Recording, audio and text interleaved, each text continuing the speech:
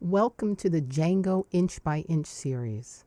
Today, we give you an overview of Django. What is Django? Maybe this will help you decide if you want to use it. We'll explore who out there is actually using Django, take a look at their websites, and then we'll explore what some of the prerequisites are. Some you need to have, some I'm going to recommend to maybe make it easier for you, but in the end, you'll make the decision. Django is an open source web development framework. It was first released in 2005 in Kansas, in Lawrence, Kansas, to be exact. It aims to make the development process simple and efficient, and it does that quite well.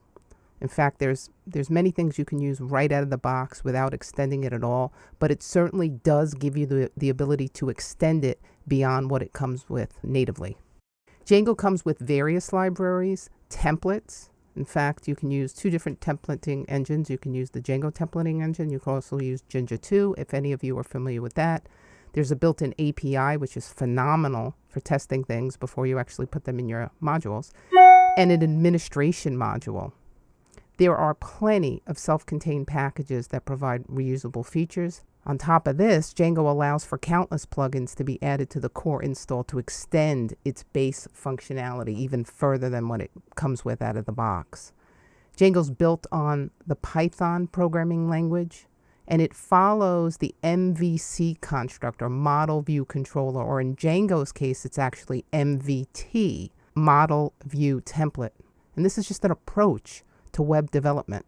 Django has built-in security mechanisms that can be put to use to address many common exploits and threats, such as SQL injection, cross-site scripting, cross-site forgery requests, and the like. And here we'll talk just a little bit more about MVC, or Model View Controller. An MVC is a development pattern, as I mentioned previously, that separates development into phases or into efforts or into parts. So the model corresponds to your data. So it has everything to do with your database table. The view corresponds to a user interface, or the logic of the application that will be used to present something on the page to the user, but not in Django. In Django, we're going to get to that in a minute. Django changes MVC to MVT. We'll see that in 1 second. The controller typically is the interface that works between that model and the view to process the request, right? To process the required business logic and any of those incoming requests, and handles the response, everything related to HTTP. In Django took a twist on MVC and turned it into MVT, Model View Template. Model is largely the same as what we have above. It's the single source of information about your data.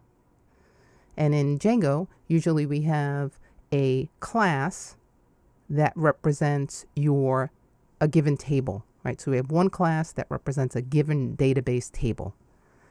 Then we have a view, and the view here in Django is closer to the controller up above. It's responsible for the logic that processes that user request and returns a response. And finally, the template, which is most closely like the MVC's view, it provides for the user interface layer. So the template is really your HTML page. It's really what is used to now present that data ultimately back to the user. You may be curious about who uses the Django framework. Well, here is a list of just a few. And instead of giving just the names, I thought I'd give a flavor for what their websites and applications actually look like, so you can understand all that you can do through the Django framework and how far-reaching it is. It's quite amazing. So up to the left, we have Pinterest, we have Instagram, Udemy, the Washington Post, NASA, Mozilla Firefox, and there's so many more. These are just some of the more notable ones, but there are other notable ones that are used too. The Onion, I believe, uses Django. So there are lots of organizations, famous organizations, that use the Django framework. So what will you need to get started with Django? What do you need to know, and what maybe do you need to have, or what is recommended? Well, certainly, as I mentioned before, Django is built on the Python programming language, so you'll want to have a good grasp on the Python programming language. I don't see how you couldn't. The more you know, the better, in my opinion. And I personally would ensure you have a strong understanding of functions and classes specifically before you start your Django journey, because so much of what you'll be using to create views, to create models, forms, are based on functions, and in some cases, if you choose to use them, classes. So that's my recommendation there. It also helps to have a good understanding of the HTTP protocol, since much of what you'll be doing centers around HTTP requests and responses. So when you see that, you'll understand exactly what's happening. That just makes it much easier, in my opinion. So those are the two that I would say are requirements if you don't want to be frustrated and bang your head up against the wall. And I'd have to say that the Python programming language is a non-negotiable from where I sit. And it's not required, but I would absolutely, highly recommend, strongly recommend that you use some kind of an IDE or an integrated development environment. And for Django, I've used several of them, but for the Django framework and things like the Flask framework, which is another web development framework built on Python, I would not use anything but PyCharm. And in just a minute, I'm going to show you why that is. But first, just a little bit more on PyCharm itself. PyCharm, and this is from their website, is an integrated development environment used in computer programming specifically for the Python language. It has other modules built in, like for JavaScript support, HTML, that are also a lot of fun and very helpful. And I'll show you in just a bit. PyCharm has two different versions at the time of the development of this particular training module: the professional version and the community version. The community version is free. The professional version is not, but the community version just doesn't have all the features that the professional version has, and I'm going to show you that in just a second. You see that for an individual license, for the year, it costs $89 US for the professional version, and then to incentivize us, it goes down in the second and third year. I am thrilled with it, just absolutely so happy, and would not imagine using anything else. Okay, and just to finish up here, I just wanted to show you the difference between these two versions. So you see in professional, you get the web development module, the Python web framework, which is really what we're talking about here, the Django support and Flask and Pyramid and the other web frameworks that are built on Python. If you choose to explore those, you'd have those as well, and a host of others. You see what the community version gives you. Again, better than nothing. If you don't want to pay the money for it, it's better than nothing, but I highly recommend using the professional version. It really makes all the difference in the world. Okay, so let's take a look at PyCharm and see why I love it so much, and you can make your own decision. Let's say, for instance, I wanted to start a new Django project. You see right away it has support for these various different programs, and Django is one. So if I wanted to start, watch what happens here. Django recommends that you use a virtual environment, and so do I. This is built right in. So if I wanted to call it test proj or project 22, you see right here, I could already use the base interpreter of Python 3.7 and all of the modules that I've already taken in, and plugged into that for previous Django projects, which is phenomenal. And then I can change my language, my templating language. Like I said, Django allows support for 2. At this point, you can write your own.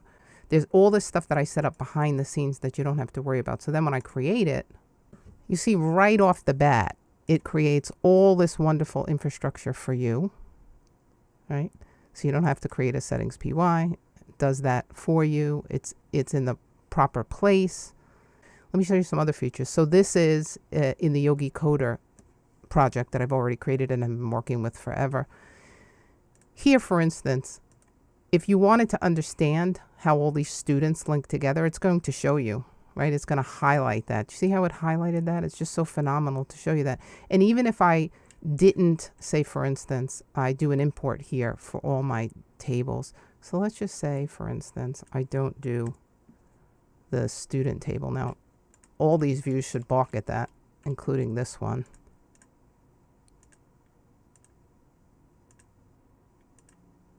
But it doesn't, so I probably have it somewhere else.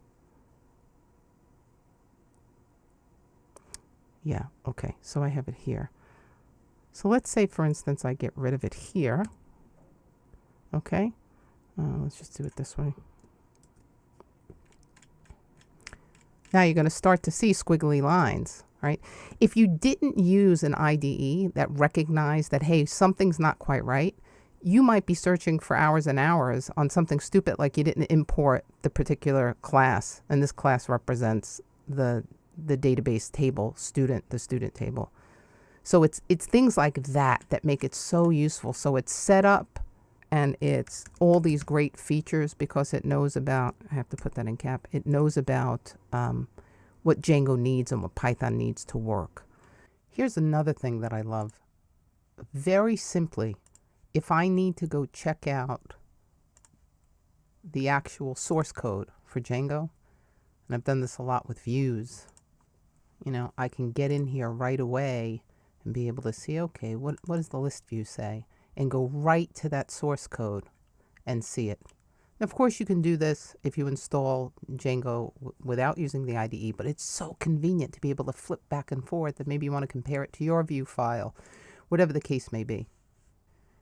And of course, I love down here at the bottom of the window, I have the terminal and the Python console, which is fantastic, and I can get multiple terminal windows. So this one is just running my development server, and then these are two different versions of the API, and this one, in fact, I was using to work out the queries for this view to see how I wanted to construct them.